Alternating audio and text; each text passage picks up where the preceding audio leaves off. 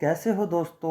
आपका स्वागत है हमारे इस यूट्यूब चैनल में, जिसमें आज हम चर्चा करने वाले हैं प्रागैतिहासिक काल पार्ट सेकंड की। और इसके साथ साथ हम ताम्रपाषाण कालीन संस्कृति के बारे में भी चर्चा करेंगे। ठीक है। अगर आपने इसका पहला पार्ट नहीं देखा है तो प्लीज़ आप इसका फर्स्ट पार्ट देखिएगा, तभी आपको सेकंड पार्ट समझ में आएगा।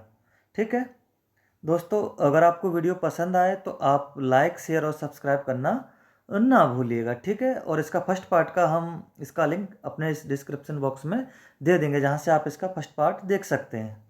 ठीक है दोस्तों, करते हैं शुरुआत प्राग ऐतिहासिक काल के बारे में। जैसा कि पहली बार हमने जो वीडियो बनाई थी उसमें जनक के बारे में थोड़ा हम जिक्र नहीं कर पाए थे दोस्तों। आज हम इसके बारे में जिक्र भी करेंगे। ठीक है। प्राग ऐतिहासिक काल के जनक थे कौन, आखिर ऐसा इन्होंने क्या खोज निकाला था, इनको जनक कहा गया। ठीक है। भारत में पुरापाषाण काल से संबंधित पुरातात्विक खोज शुरू करने का जो श्रेय दिया जाता है वो रॉबर्ट ब्रूसफुट को दिया जाता है। ठीक है दोस्तों, भारतीय भूवैज्ञानिक सर्वेक्षण के पिता भी कहे जाते हैं ये। ठीक है। और इन्होंने क्या किया था कि वर्तमान तमिलनाडु राज्य के चिंगलपुट जिला के पलवरम, आधुनिक में चेन्नई है, नामक परास्थल से 30 मई 1863 को लेटेराइट के जमाव से हस्तकुठार खोजा था। मतलब हस्तकुठार बोले तो हैंडेक्स 1863 में सबसे पहले किसने खोजा था? Robert Bruce Foote. जैसा कि आपको चित्र दिख रहा होगा, यही है रॉबर्ट ब्रूसफुट। दूसरी बात क्या है कि इनकी डेथ भी भारत के अंदर ही हुई थी, साउथ इंडिया में। ठीक है दोस्तों, चलिएगा और शुरू करते हैं। और जैसा कि भारत में प्राग ऐतिहासिक पुरातत्व का जनक भी इन्हीं को कहा जाता है। ठीक है दोस्तों, और थोड़ा बहुत दूसरे इसमें क्या है कि दूसरा हम सभ्यताओं का क्रम भी जरा देख लेते हैं। पाषाण का स्टोन एज जैसा कि हमारा चल रहा है अभी। ठीक है। इसके बाद नेक्स्ट जो आएगा हमारा ताम्र पाषाण आएगा, कॉपर एज जिसे बोलते हैं। कांस्य युग आने वाला है, bronze age for example Sindhu घाटी सभ्यता हो जाता है। उसके बाद लोह काल आएगा, आयरन एज आएगा, जैसे कि 16 महाजनपद। ठीक है। और इसमें होता क्या है कि सर जितनी सारी संस्कृतियाँ होती हैं वो ख़त्म नहीं होती हैं। जो नेक्स्ट जो संस्कृति आती है वो उसमें विलीन होती चली जाती है। ठीक है। हम ये नहीं कह सकते कि पूर्ण रूप से कोई भी संस्कृति खत्म हो गई है। ठीक है, चलिए करते हैं शुरुआत। प्राग ऐतिहासिक कुल्हाड़ियाँ कहाँ से मिली हैं? सनूर से, अरकामेडू से, या आदिल चलनूर से, या अति पक्कम से? तो ठीक है, इसका राइट उत्तर हमारा कहाँ होगा?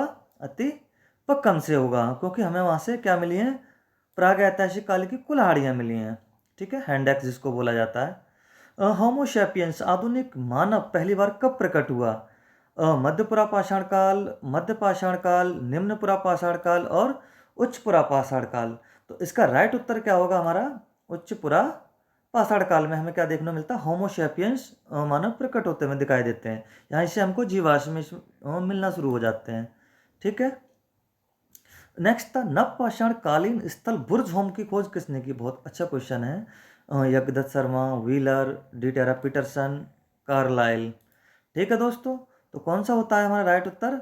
वाई डी शर्मा, मतलब यज्ञदत्त शर्मा इसका राइट उत्तर होता है। नेक्स्ट हम देखते हैं, बहुत अच्छा क्वेश्चन है। ऊनी उद्योग किस काल से संबंधित है? ये क्वेश्चन बहुत ही अच्छा कह सकता हूँ इसके लिए। किससे संबंधित है? मध्य पाषाण काल, नव पाषाण काल, मध्य पुरापाषाण काल, ठीक है, और पूर्व पाषाण काल। तो इसका क्या है हमारा राइट उत्तर? मध्य पुरापाषाण काल में हमें उन्हीं उद्योग। क्वेश्चन आता है दोस्तों को मिलान करिए। जैसा कि हम सभी को पता है कि कौन सी चीज़ कहाँ से मिली, इनके जिला पूछे गए हैं। ठीक है ना। अगर चिरांद कहाँ पड़ता है, किस स्टेट की बात कर रहा है, मास्की कहाँ पड़ता है, पयमपल्ली कहाँ पड़ता है, या उतनूर कहाँ से कहाँ पड़ता है। ठीक है दोस्तों, तो जैसा कि हमको पता है कि चिरांद कहाँ पड़ता है दोस्तों? चिरांद पड़ता है हमारा बिहार में। ठीक है। और मास्की जो हमारा कहाँ पड़ता है? कर्नाटका में मास्की पड़ता है। ठीक है। और पयमपल्ली जो हमारा है वो कहाँ पड़ता है? वो हमारा पड़ता है तमिलनाडु में। और उतनूर से शायद कुछ याद आ रहा होगा राख के बारे में। ठीक है दोस्तों, तो कहाँ से हमारा पड़ता है? आंध्रा में पड़ता है। तो इसलिए हमारा आंसर कौन सा होगा? First is right answer. ठीक है दोस्तों, यहाँ से बहुत कुछ आता है, ध्यान रखिएगा आप। नेक्स्ट था गीली मिट्टी में धान के छिलके मिलाकर मृदभांड बनाने की परंपरा का प्रमाण हमें कहाँ से मिलता है? ठीक है दोस्तों, ऑप्शन हमारे पास शुरू होते हैं। पूर्वी भारत, मध्य भारत, दक्षिण भारत, या विंध्य क्षेत्र। तो हमें कहाँ से मिलते हैं ये दोस्तों? विंध्य क्षेत्र से हमें मिलते हैं गीली मिट्टी के साथ धान के छिलके। ठीक है। अगला हमारा क्वेश्चन शुरू होता है कि 5 सितंबर 1982 भारत में पहली बार मानव सम प्राणी का प्रमाण नर्मदा घाटी के हथनोरा नामक स्थान पर खोज निकाला था। ये किसने खोजा था? ठीक है दोस्तों, बात करते हैं बीबी लाल, रतन चंद्र अग्रवाल, अरुण सोनकिया तथा एच डी सांकलिया। ठीक है दोस्तों, जो इसका राइट उत्तर होगा वो किसने खोजा था? हमारा अरुण सोनकिया जी ने। ठीक है, एक बात और हम तथ्य बता दें कि नर्मदा घाटी से हमें हमारे भारत के अंदर डायनासोर के अंडे जो होते हैं उनके छिलकों के भी साक्ष्य में मिलते हैं, ऐसा कि वैज्ञानिक लोग दावा कर रहे हैं आजकल। ठीक है दोस्तों, नर्मदा घाटी से। नेक्स्ट है हमारा, नवपाषाण काल में मधुमक्खी के छत्ते जैसी झोपड़ी का प्रमाण कहाँ से मिलता है? बहुत अच्छा क्वेश्चन है। बुरझों, चिरांद हो गया, चौपानी मांडो हो गया या मगहरा हो गया। तो कहाँ से हमें मिलते हैं मधुमक्खी जैसे छत्ते झोपड़ी के प्रमाण? हमको चौपानी मांडो से हमको मिलते हैं। ठीक है दोस्तों, अगला करते हैं हम, पत्थर तथा हड्डियों पर की गई पॉलिश की विशेषता है। बहुत अच्छा क्वेश्चन है, जैसा कि हमने पिछली बार भी बताया था कि चकमक उद्योग कह लो या पॉलिश कह दो, इस काल की हमें देखने को सब कुछ मिलता है, तो वो हमको मिलता है नवपाषाण काल में। और इसकी सबसे बड़ी विशेषता क्या थी नवपाषाण काल में? कि इंसान खाने को स्टोरेज करना भी सीख गया था। ठीक है दोस्तों, और मध्यपाषाण काल नहीं था, पूर्व नहीं था, नन ऑफ दीज, ये भी नहीं था। तो हमारा राइट उत्तर क्या होगा? नवपाषाण युग। ठीक है, ताम्रपाषाण काल के बारे में थोड़ा हम जिक्र करते हैं, जैसा कि हमने बताया था इसमें चर्चा करने वाले हैं। ताम्रपाषाण कहते किसे और क्या होता है, ये सब हम इसमें चर्चा करेंगे। ताम्रपाषाण का मतलब क्या होता है? ताम्र माने होता है तामा, पाषाण मीन्स पत्थर। कहने का मतलब नई संस्कृति आ रही है, पाषाण एज खत्म होता जा रहा है, तो नई संस्कृति होगी तो पहले में विलीन होगी। तो इसके साथ क्या हुआ, पत्थर के साथ साथ हम लोगों ने तांबे का भी यूज करना शुरू कर दिया। तो इसीलिए हम ये वैसे भी हम कहते हैं कि सबसे पहले कौन सी धातु प्रयोग की गई थी, वो तांबा ही था। ठीक है दोस्तों, पढ़ते हैं।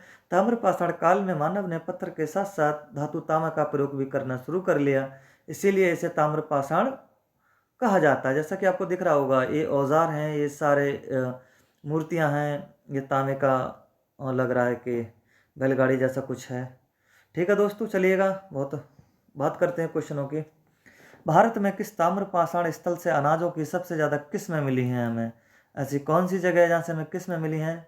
सैनवार, इनाम गांव, और इनाम गांव हो गया हमारा, और अगला हो गया हमारा नाबदा टोली। ठीक है दोस्तों, तो हमें कहाँ से मिली हैं ये सारी चीज़ें? नाबदा टोली से मिली हैं। इसको याद रखना है, बहुत कई बार बहुत अच्छा क्वेश्चन बता रहा हूँ मैं आपके लिए। ठीक है, नेक्स्ट हमारा क्वेश्चन शुरू होता है, निम्नलिखित ताम्र पाषाणिक स्थलों में से किसमें घरों के अंदर अग्निवेदिकाएं पाई गई थी? बहुत अच्छा क्वेश्चन है, अग्निवेदिकाएं पाई गई थी। एरण, देवावा, जोरवे, मालवा। ठीक है दोस्तों, आपको शायद पता भी होगा कहाँ से पाई गई थी, दैमाबाद से पाई जाती हैं ये सारी चीज़ें। ठीक है दोस्तों, अगला क्वेश्चन की हम बात करते हैं, ताम्रपाषाण संस्कृति किन धातुओं के प्रयोग पर आधारित थी? जैसे कि हमने सबसे पहले ये टॉपिक उठाया था, ताम्रपाषाण। ठीक है, ताम्र माने होता है तामा, पाषाण मीन्स होता है पत्थर, तो दोनों को मिला के कौन सी हमारी संस्कृति जनरेट होगी? ताम्र पाषाण। तामा प्लस पत्थर, तामा प्लस हड्डियाँ नहीं होंगी, हड्डियाँ पत्थर नहीं होगा, नन ऑफ दिस इनमें से है हमारा उत्तर, तो नहीं हो सकता। तो हमारा क्या होगा? तामा तथा पत्थर। ठीक है दोस्तों, अगला हमारा क्वेश्चन रहता है कि काले और लाल बर्तन किस अवस्था की पहचान कराते हैं? काले और लाल बर्तन, ठीक है ना, ये सारे मृदभांड हैं। किसी दिन अगर हमको समय मिलेगा तो हम मृदभांडों के ऊपर सारी एक वीडियो बनाएंगे, किसने खोजा था और किस काल के कौन कौन से मृदभांड हमको मिलते हैं। ठीक है, उच्च पाषाण काल, नव पाषाण काल, ताम्र पाषाण काल या युग कह सकते हैं, या नन ऑफ दीज इनमें से सबसे राइट उत्तर हमारा कौन सा होगा? ताम्र पाषाण। ठीक है दोस्तों, कौन सा होगा हमारा? ताम्र पाषाण काल इसका राइट उत्तर होगा। ठीक है दोस्तों, अगला क्वेश्चन देखते हैं, नेक्स्ट कौन सा है, ताम्रपाषाण कालीन संस्कृति की अर्थव्यवस्था कैसी थी? ये ध्यान रखना सर दोस्तों कि संस्कृतियाँ कैसी भी हों तो उनका अपना एक होता है। ठीक है, उनका अपनी एक व्यवस्था होती है। जैसे कि सिंधु घाटी सभ्यता हो गई, हमारी उसको शहरी कहते हैं।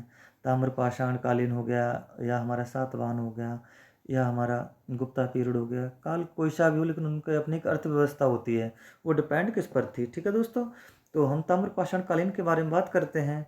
ये कैसी अर्थव्यवस्था थी हमारी? शहरी थी, मध्यम मार्गी थी, किसान थी या ग्रामीण थी? तो दोस्तों क्या थी हमारी ये? ग्रामीण सभ्यता थी या ग्रामीण व्यवस्था थी। ठीक है दोस्तों, अगला हमारा क्वेश्चन शुरू होता है, ताम्रपाषाण काल का एकमात्र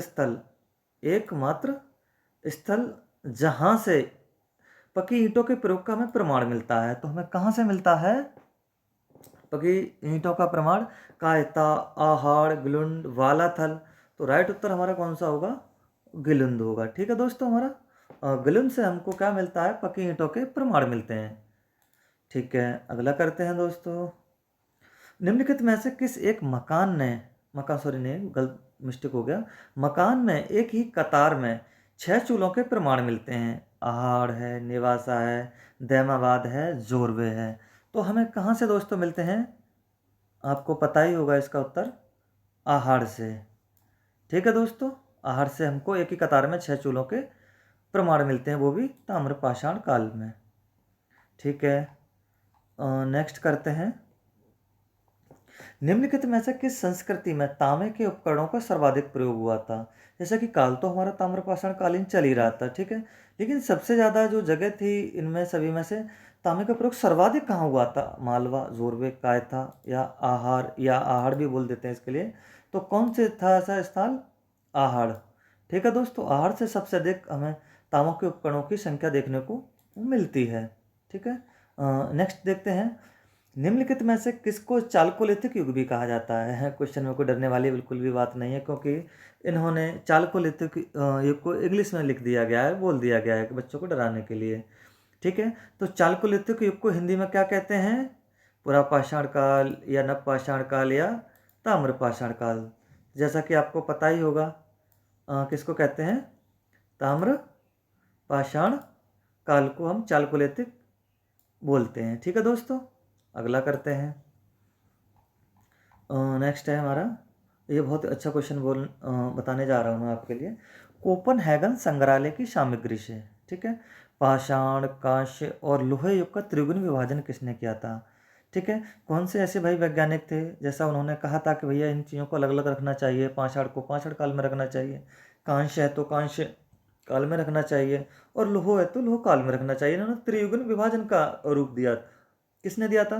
थामशान हो गए, लुबाब हो गए, टेलर हो गए या चाइल्ड हो गए। तो किसने दिया था ये दोस्तों? ये थामसान ने दिया था। ठीक है दोस्तों, अगर वीडियो पसंद आए तो आप लाइक और शेयर सब्सक्राइब करना ना भूलिएगा। ठीक है दोस्तों, हमारी अगली मुलाकात होगी, क्योंकि हमारा जो प्राग ऐतिहासिक काल था वो ख़त्म हो चुका है, यहाँ तक कि हमने सारे क्वेश्चन उसके करा दिए हैं, और हमारा ताम्रपाषाण संस्कृति से ज़्यादा कहीं आता भी नहीं, और आप देख सकते हैं कि शायद इससे ज़्यादा कहीं नहीं मिलेगा, तो क्वेश्चन हमारे यहीं से फंस जाते हैं। नेक्स्ट जो संस्कृति हमारी आएगी उसकी हम नेक्स्ट वीडियो डालेंगे, तभी हमारी आपसे मुलाकात होगी दोस्तों, और जब तक के लिए जय हिंद दोस्तों।